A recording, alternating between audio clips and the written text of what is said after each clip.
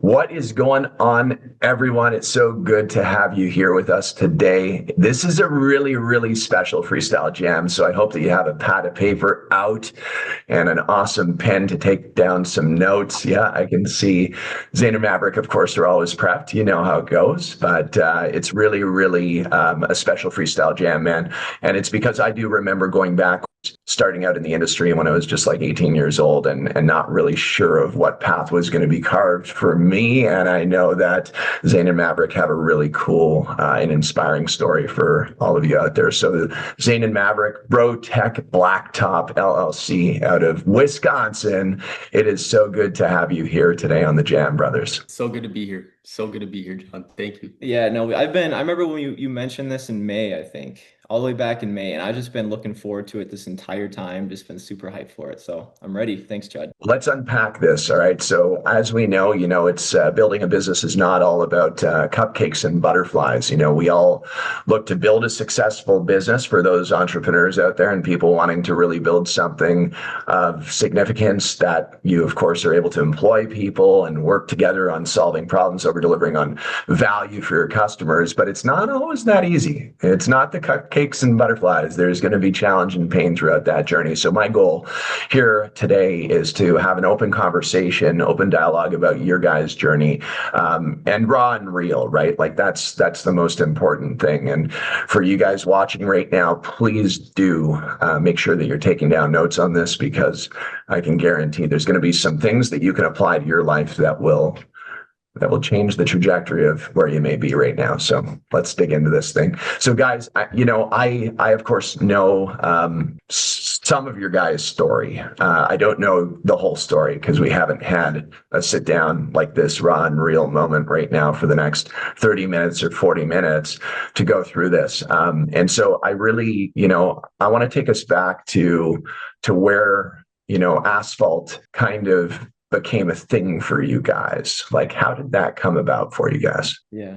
You want to take this one, Zane? For sure. I'd love to just start back when this goes way back into my days as an early high schooler. Maverick's days as a couple years into high school. I was probably 14, 15. He was probably 16, 17. And we just moved into our new house here in Eau Claire, Wisconsin. And for the first time in our lives, we were actually standing on asphalt that was our own. And it felt, for us, it was like we had never even heard of seal coating. We didn't even really know what asphalt was. We'd walked on it, we'd scootered on it our whole lives, but it was just a thing. It never really even crossed our mind to think that it would be something we'd ever get into.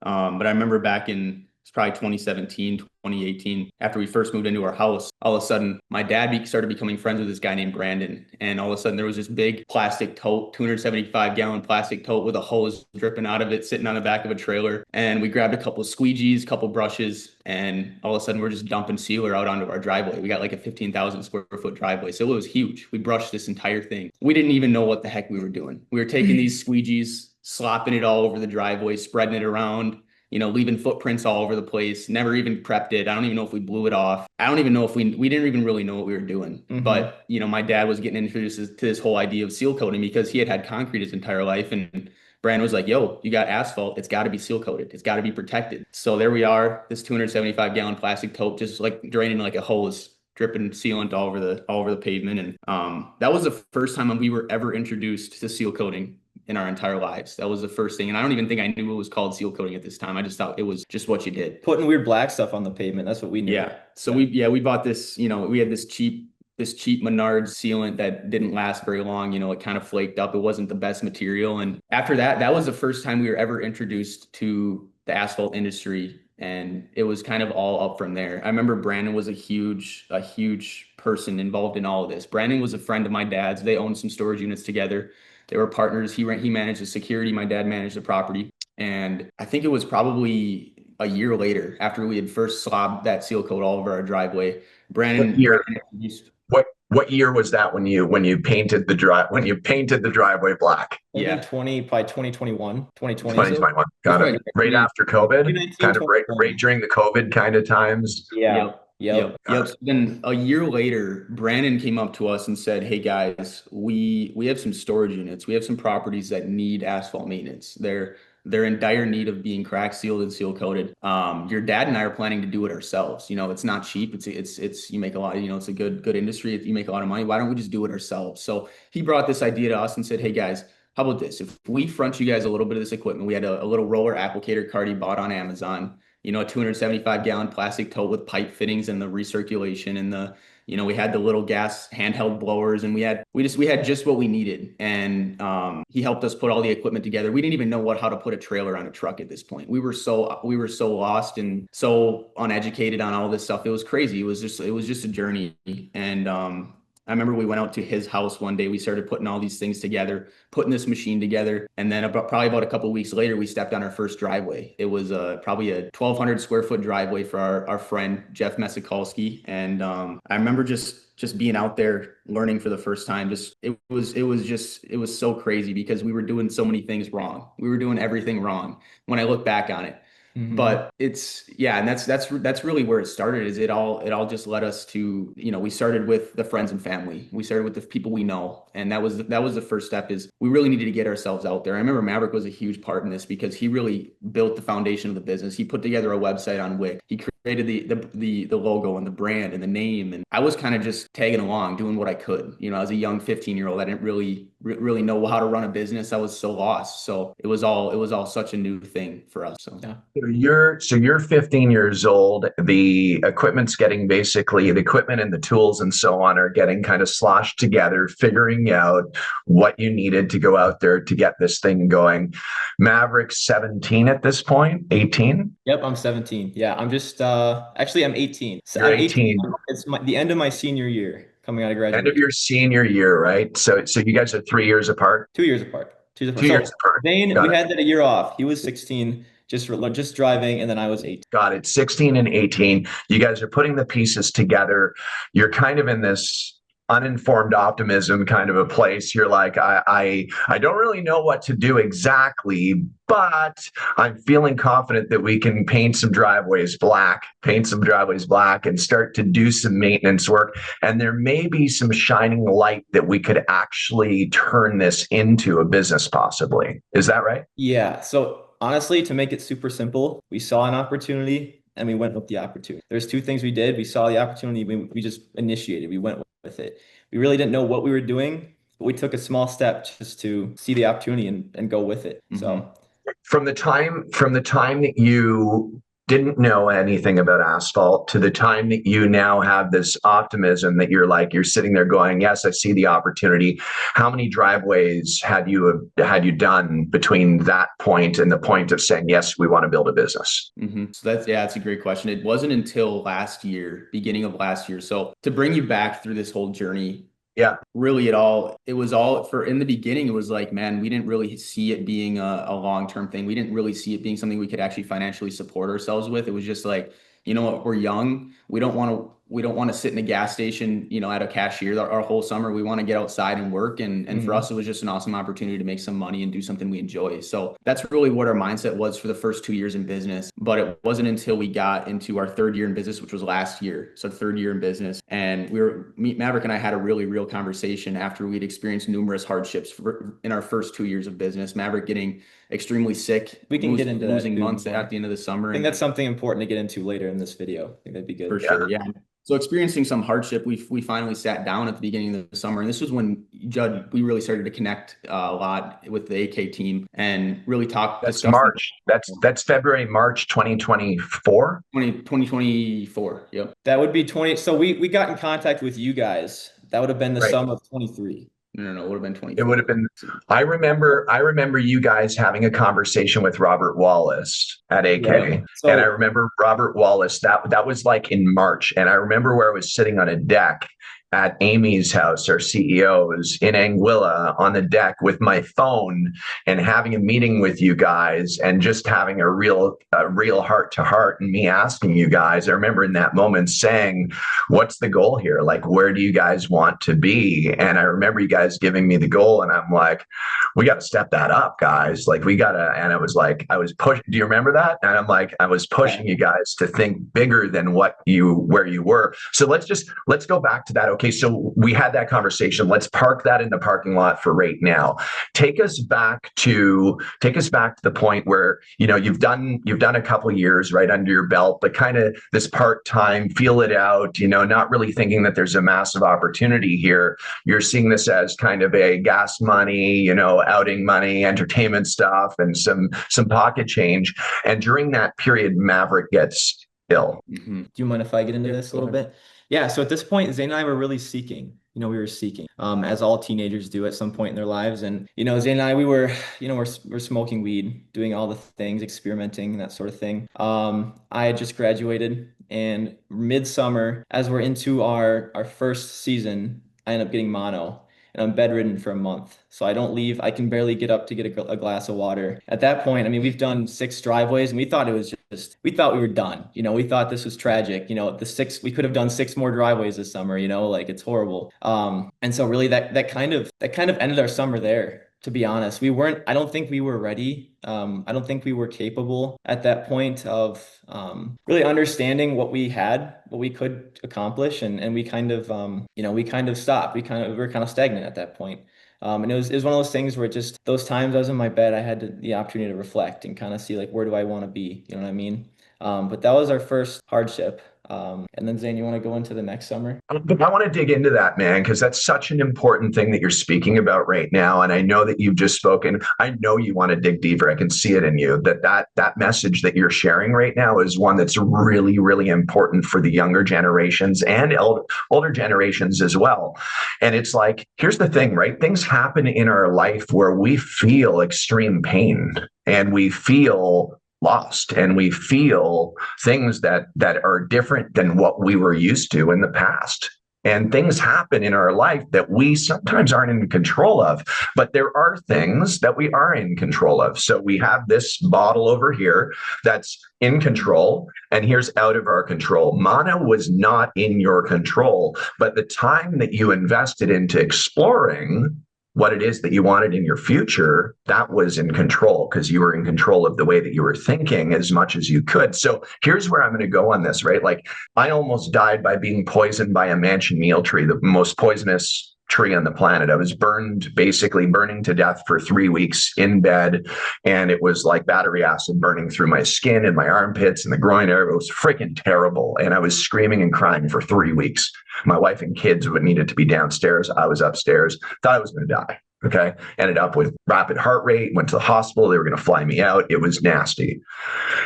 In that time, what I learned was that my peripheral vision or experience of pain of what I knew before was different than what I was experiencing now. So I understood pain at a level that was very, very different, the feeling of pain. And I was able to control the pain rather than the burning sensation because it was going on for so long. The only way I learned how to manage it was by transforming my mind, legitimately tricking and transforming my mind into believing something that this was not burning, but it was tightness. So I no longer had pain of burning. I felt tightness, like muscle tightness. And I was able to drown it out with a drum beat that was just drum beat. And so where I'm going with this is it's an example of Maverick. You're in a spot where you have mono, something that you don't have every day. You're experiencing something that is really, in a sense, trying to weaken you and destroy you, but you take your mind and you shift it from being destroyed into being something productive for your future because you decided in that moment that you were going to make a choice and pivot in your life to start to build your future in a different way than what it was set out to do. So for people that might be sitting in their basement right now, over-consuming alcohol, smoking too much drugs, hooked on drugs. You might have some kind of a sexual addiction, porn addiction. I don't know. Whatever you're dealing with right now, what you're going through right now, that pain that you're going through, shift the mindset on how we can get the heck out of there to develop something that's beyond where we are right now, surrounding yourself with people who have been there and done that. So I want that message to be really clear, dude, because what you went through right there, I'm sure pivoted where you guys could have ended up if you would have submitted to mono. Yeah, for sure. Yeah, no, I like what you said there, Judd, about transforming, literally transforming your mind. And, one thing that comes to mind right now is Romans 12:2 in the Bible. It says, do not be conformed to this world, but be transformed by the renewal of your mind. And in that moment, that transforming, it's almost part of a choice, right? It's like we get to have a choice. All right, do we want to let this crumple us, or do we want to let this, be the start to a transformation in our life? And that was, I think, just the start to the transformation of my life, of Zane's life, and our business in general. And so, yeah, I appreciate that, Judd. Thanks for sharing. Thank you for sharing. About that? So I want to know though, like for you, Zane, brother's sick, Mhm. brother's mind is shifting. Are you seeing the shift happening Yeah. or are you not, or are you weakened by this? What's taking place in that moment of pain? Yeah. When I bring myself back to this moment and our first 2 years in business, I find myself really disengaged as a partner, as a brother. I find myself not committed like I feel like I should be. I find myself kind of hands off, really, really wanting Maverick to kind of take the reins and me kind of step back and just do what I can do. I find myself pretty passive. And I remember at this moment is kind of just like a moment where I reached a point where it's like, okay, we're just going to give up, right? We're just going to kind of like, we know this is where we're at. We know this is what's going on. Maverick's sick. I'm alone. I can't do this on my own. Like, is this just the end of this summer? And, for me, I never, to be honest, never took it seriously. It was all just, we're just going out there trying to make some money and trying to make it along and trying to do something that we feel a little bit good about, right? And I think it wasn't just a shift in, I think it was a shift in just my perspective on life and what I really desired and what really mattered most that happened over the course of the next year. It was a lot of maturing. I was still at this point in my life where I was really just enjoying my youth. I was indulging in a lot of substances. I was indulging in, spending a ton of time with friends. Doing like, for me, it was like, I don't even desire to have a biz. I don't really desire to make a ton of money. For me, it's just, I just want to do something that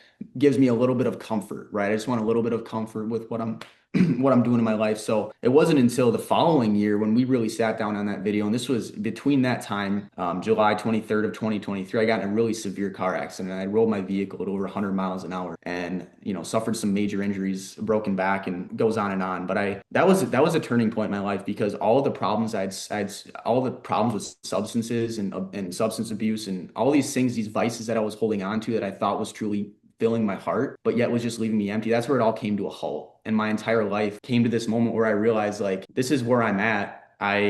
These decisions have all led me to nearly killing myself. And by the grace of God, I've been saved. I'm still alive. Why am I alive? What's the reason for my existence? So this was where this period of my life, I began to question life itself and question why I was really here and what my purpose was and what God had created me to do. And that's where I really decided. Me and Maverick sat down one night and I was like, Maverick, what do we want? What do we want out of this company? Mm-hmm. What do we want this next summer? Do we really want to take this far? Do we want to just keep doing what we're doing? Did you speak about it together? Did you sit down and actually talk about this? Like, yeah. genuinely? We had a meeting one night. Yeah. It was right before I think it was that early January, February. And I sat down with Maverick and said, Maverick, we really need to figure out what we want to do this year because we have a couple different directions we can take this. We can just keep doing it small, or we can take this and blow this thing through the roof and really take it far. So I said, we're capable. I know we can do it.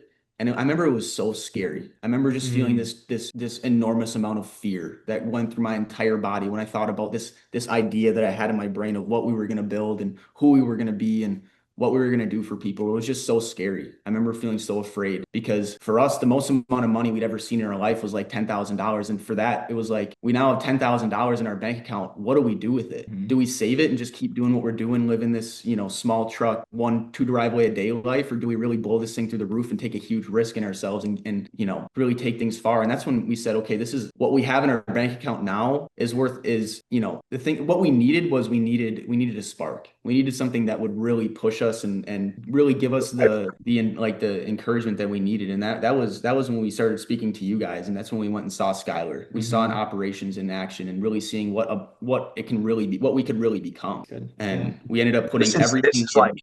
This is super incredible. Like the fact that you guys are, well, first off, that you're alive after an accident that could have killed you. I mean, God definitely you have more to accomplish in this lifetime. There's absolutely in this physical form.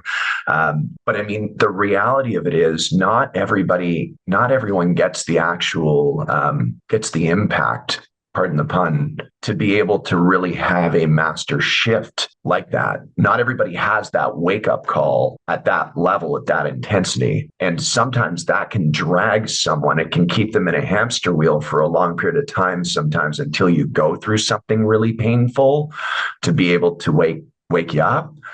And for the people that are watching right now, what would be your, like, if they're in a spot where they haven't had the 100-mile-an-hour accident, if they haven't had the mono, but they're struggling, what would be your best your purest advice to someone who may be really struggling right now with where they are? Yeah, I would just say that there's so much more joy in life and what you're experiencing, right? And you have the power to decide what you want to be and who you want to become, and every decision you make is important. These are the decisions right now as you sit in your bed and wherever you are listening to this. These are the decisions that matter most. I don't care what age you are. 12, 17, 30, 50, 60, every decision matters. Life is extremely valuable. It's extremely important. And we need to take very serious the things that we're choosing to do, the things that we're choosing to consume, the time we're spending with people. These things are really important. And I would just say that for me, the only thing that ever got me out of this, the only thing that ever gave me purpose in life, as I was searching, we're all searching, right? Life is a journey of searching. The only thing that ever truly satisfied my soul, made me happy and gave me a content heart was placing my faith in Christ and Jesus. And I was,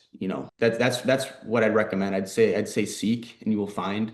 Knock and the door will be open to you. And just what's right. Everyone in their heart knows what's right. We feel it. We know it. It's about taking action and choosing to do what's right. Yeah. Easy for everyone. It's not easy, but it's easy. It's not easy, but it's right. You struggle to connect, but here's the thing. You struggle to connect more when you don't attempt to connect at all.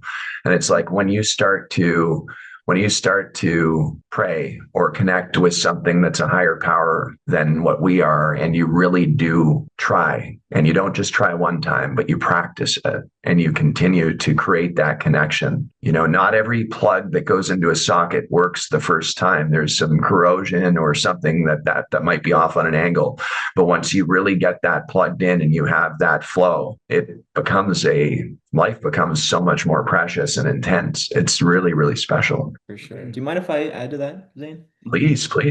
I'd love to add to that and just say, part of being a business owner, Zane and I are continuously experiencing corrosion. We plug that in, and sometimes that plug doesn't fully fit in. It's a little janky. Maybe that plug, just not fitting very right. And that's going to happen as a business owner. We're going to have trials. We're going to have tribulations and things and we're not going to be happy with ourselves sometimes. We're going to make poor decisions. Like, I'm going to be fully honest. Like yesterday, I slept in way longer than I wanted to, and it sucked, it sucked. But all we got to do is just keep on taking one foot in front of the other and just keep on going, just do something. I wasn't able to gain that 6 hours back, but all I could do is just do something that day. And eventually that corrosion goes away, and you can get that flow back. And so I heard this on a podcast. I can't remember where, but it was somebody's second grade teacher. And she said, if you're struggling to get started, it's probably because your first step isn't small. So just take that first step, even if it's just a small inch. That inch is going to help you to propel yourself even farther, so just take the step and do something. Yeah, absolutely love that. I'm a huge believer in sprint goals and not marathon goals. It's a very important thing, right? Don't need to eat an elephant all at once, as a lot of people say, right? And not that Not that we're eating an elephant, but you get my drift from an analogy perspective, one piece at a time, forward, forward. I appreciate you guys getting deep on that, man. That's something really, really important. And, just to be clear too, like, yes, we're in the asphalt industry. Yes, we are in asphalt maintenance and repair and pavement asset management. We're committed to keeping pavement safe, long lasting, and looking great. We know all of that stuff. That's a service we provide to solve people's problems and over deliver on that value to build our business. It just happens to be asphalt that we're opening a door to be able to have these deeper conversations. And I think that that's a really important takeaway for all of us. There's more than just seal coating driveways. Absolutely.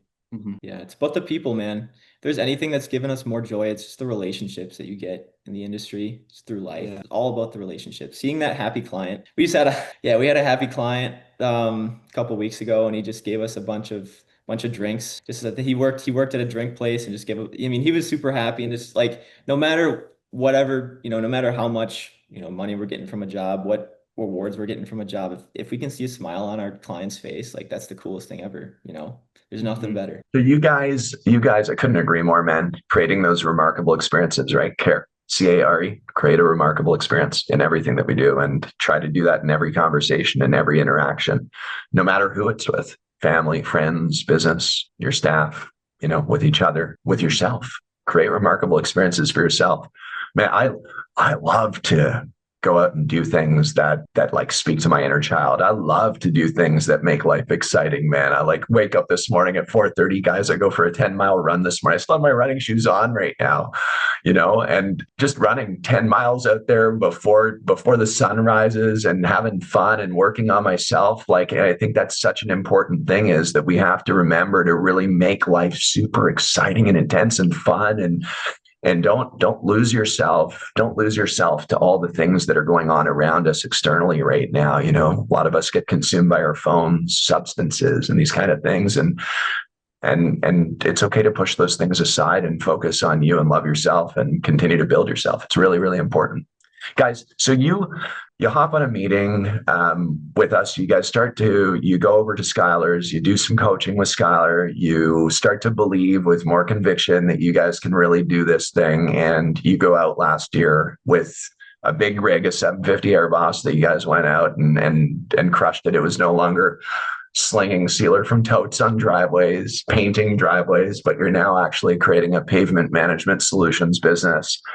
And you go through a real year last year. Yeah. Tell us about that. What was that like? Yeah. Where do we start? Where do we start? Man, I think we just, coming out of Skylar's, we're just like, we just want to put the pedal on the metal, and we're just ready to go. Like, we were just super hyped coming back. Skylar Garmin, the guy has always got his pedal fully down. The dude is he's just a workload, just a crazy guy. And so we go there, he gives us, thousands of dollars, millions of dollars of knowledge within a couple days. And he just says, yeah, go and do your thing. And so we get back home, and we have 0 clients booked in the schedule. We were expecting to come into it and do our 25 driveways like the year before. And then now we're like, okay, let's do 200, 300 and do some commercial work. And so we get in there and we just start going, and we're going, job to job, scheduling the day before, because we just have nothing booked. And we at the end of the season, we're honestly on the brink of insanity. Like, guys, if there's something,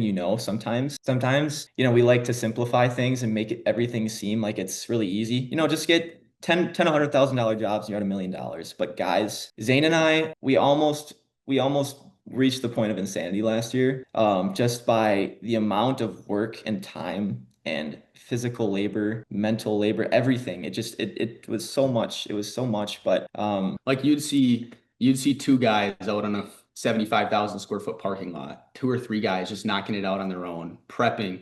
There was the biggest project of the year took us a straight week, and it was like 80,000 square feet, a super high prep parking lot. It took us like an entire week, and I was getting out of class. I was running to the parking lot right after I got out of class to help them knock it out. This was in August. It was the most challenging thing I've ever had to do in my entire life. And I wish I could tell you that it gets easier quick, but it doesn't get easier quick. It's going to take a while. It takes a lot of struggle, and it takes a lot of discipline, and hope. Holding on to hope, knowing that things eventually will get better, because there's so many times that I've lost my mind, and I'm one to lose my mind. My brother keeps his composure really well, but I'm one to lose my mind. And I've said so many times was like, dude, I can't do this anymore. I've broken down crying on a driveway at the end of it because you reach a point of insanity where your mind can no longer take things. And that's why I encourage you to enjoy the journey. I encourage you to try to find the joy in it, the joy in the struggle, because it seems that in the midst of a struggle, it seems like the whole world's crumbling under your feet. But at the end of it all,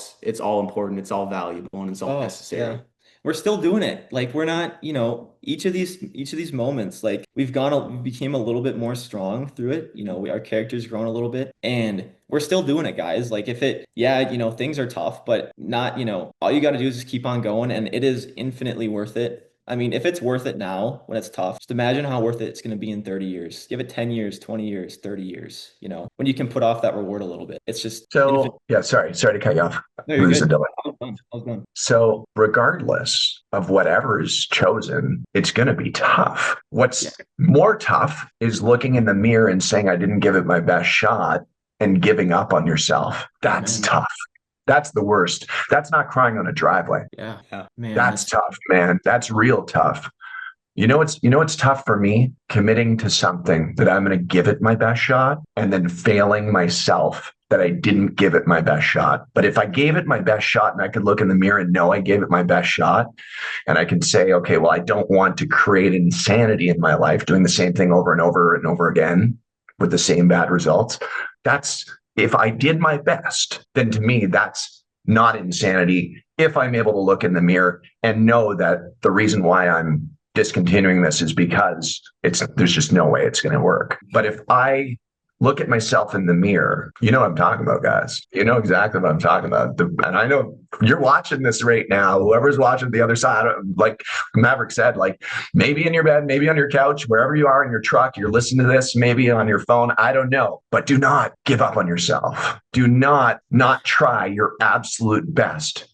And when you think about building a business, man, you're thinking about drinking from a fire hose that's spraying at 150 PSI and a stream that's about 3 inches wide that's going all over you, man. And it's knocking you down and you're getting back up and you're going to have hoses blow and you're going to break seal coat hoses. You're going to have tip shoot out. You're going to end up having somebody twist an ankle. You're going to get the dirt off of the parking lot's going to blow in your face and you're going to look at the other dude and be like, dude, come on, you just blew that all over me, man. Like, dude, like how many times are you going to keep doing the same thing over and over again? You're weed whacking without glasses and you're rubbing your eyes. Like, I mean, you're going to do all kinds of stuff, right? And it's going to be hard no matter what. But again, guys, you went through that first year, that real first year, and now you're going into the second year. Well, you're in the second year and you're out there doing it.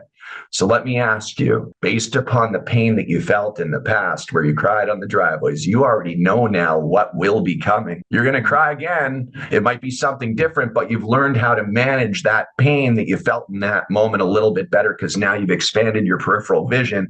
In your case, mono. In my case, the burn from the tree. You, Zane, have dealt with that, right? You dealt with that pain in that moment. Your peripheral vision was expanded. Welcome to entrepreneurship. Welcome to owning a business. That's the growth. Enjoy, as you say, enjoy the journey.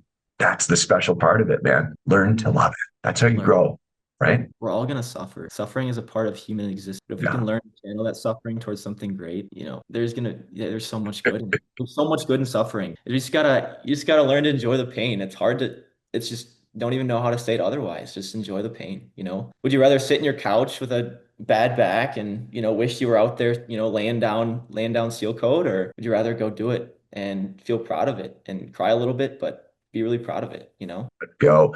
2025 season, how's it started out so far? It's been great. It's been really good. It's been just a revolutionary year for us. I mean, this is the first year we ever actually started off the season with booked out jobs, a few weeks booked out ahead of time. And we were, This season was different. This season was where Maverick and I really sat down and said, okay, we don't want things to be like last year. How can we make things different? How can we make things maybe a little bit easier, a little bit more enjoyable? What are some things we can do different? Number one was help. man, we need help. We need brothers. We need people that are with us that we can really help, help us to take this business to where it needs to go. And it was that realization that we can't do it alone. And that was that realization where we really sat down and said, okay, Maverick, we know we need help now. Now what are we going to do? How are we going to find it? So immediately it was like, okay, let's start out with our friends. We have a lot of friends in college and high school right now. Who is looking for a summer job? Who's looking to make good money, get outside? Who wants to do a job that's satisfying and enjoyable with a great team that has great values and holds each other accountable? Started with our friends. We got our buddy TJ on the team now. We have our buddy Aiden Schroeder on the team. So we got two main guys that are helping. Great guys, phenomenal workers, A+ workers. Yeah. Super blessed. Find some people that really care about your company and really value what you value. And that is huge. So we found some help that was fundamental to our growth. And I think just from there, it's just we really took some new approaches in marketing, really got ourselves out there on Facebook and different marketing approaches. And what are some systems? One thing is systems. It's true. Judd, I remember something on Facebook, you said you want to create a business with enterprise value, right? Something with enterprise value. And that includes systems that can work for you. So not only having a great group of people that can work for you and that want to work and grow with you, but also having a good group of, good amount of systems. So right now, like we're using Go High Level as our website, automated, texts and that sort of thing, really important. Making sure you have a really good CRM software. So we're using AK Dash for that right now. Scheduling, we've been scheduling. Scheduling's been a little tough for us. It's something we're trying to kind of refine. We've got something fun coming for you guys, by the way. Wink. Yeah.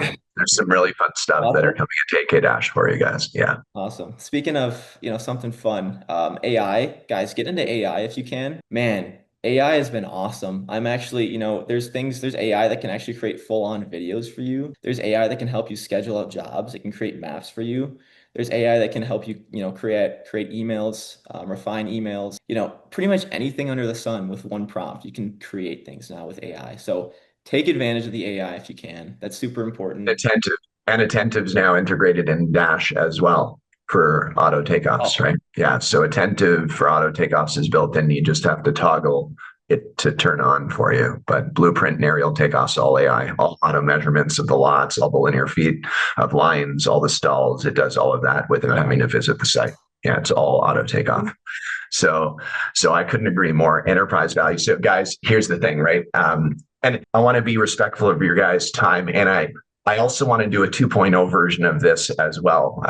Let's do some more of these. This is really cool. But I mean, if you think about it, we've got marketing as a pillar, we've got sales as a pillar, we've got operations as a pillar, we've got finance as a pillar. But then the fifth pillar that holds up the castle is the systems and processes that tie it all together. And I think that if people really just understood those pillars and drove into them more granularly as to what they're stacked with to create the strength in each pillar, then we'd have a business that's more solid. But again, sprint goals, don't create marathon goals. It's overwhelming if you think about all of that at once, right? It's a construction needs to start with the foundation and build up. Guys, we're gonna move towards the final part of this freestyle jam, and I'm so appreciative of all the time that you guys have put in. So are you both full-time in this now, or is there school still involved, or tell us a little bit more? Yeah, so it's a tough thing Zane and I've been working through. So Zane's dropped out. He was going to technical college for half a semester. Did not enjoy it. Don't even have to go into that. I mean, he did not enjoy it. Knew it wasn't for him. The parents and some people aren't really. They've had a tough experience, kind of accepting that. But we're doing really good. Zane's doing really good. It was a really good decision for him. And I'm still in school, but at the same time, I'm honestly, a lot of the school that I'm doing, education's one thing. It's great. Stay in school if you're already in school. Finish the degree. That's what I'm doing. I have one more year. But man, I'm doing it a lot more than just school. Man, I'm involved in a lot more. God's doing a lot on the campus that I'm involved in Wisconsin. And I'm honestly there just for the people, for the connections, and for the opportunities that come from school. But school is just, it's a reality for another year. But after that, full blown in the business. Zane and I are, 150% both in the business during the summer, obviously. And we're trying to get some crack filling going in the fall as well, some pothole repair in the fall and winter, early winter. So that's what we've got going on right now. So just taking advantage of what we have. You guys are awesome. You guys are genuine, like super, super cool humans, man. And I'm really, really grateful. You can see me on social. I'll check out your stuff. I'm sure you see that. But like I'm really grateful that you've allowed us to be a part of your journey, guys. And I feel the energy from you guys. It's something that's special. It's cool. You guys came into the sales power stack, and I remember spending some good time there with you guys. You guys have been active in the past on the round table, and you've paid that forward to people on there. And I'm sure you're going to continue to pay it forward to other people. But it's really an honor and a privilege to be able to be on this journey with you guys. And I really thank you on behalf of our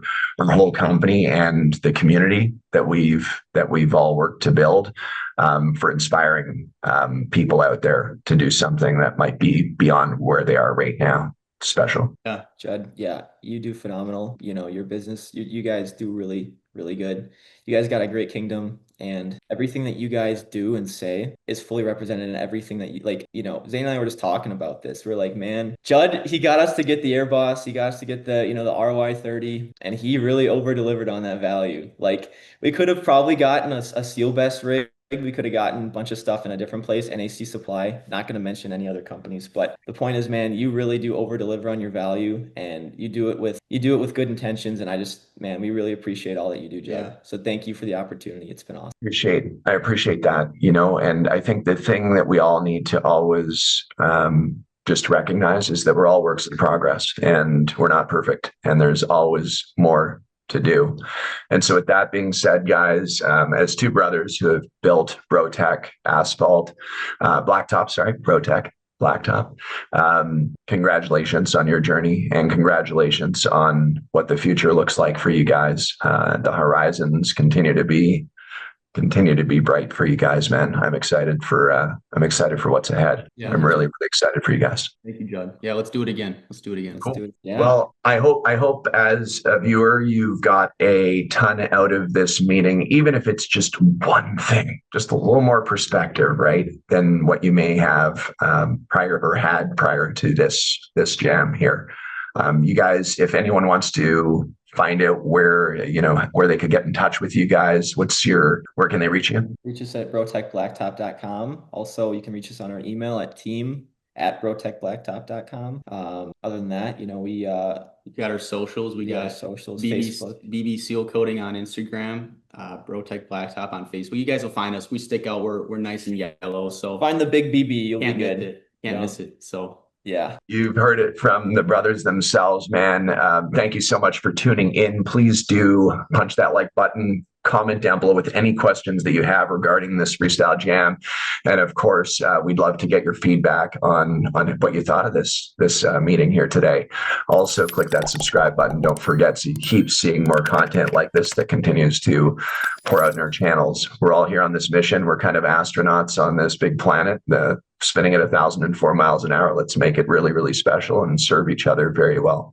Servant leadership. Let's go. Appreciate you guys. Thank you, Judd. Thanks, guys. See ya.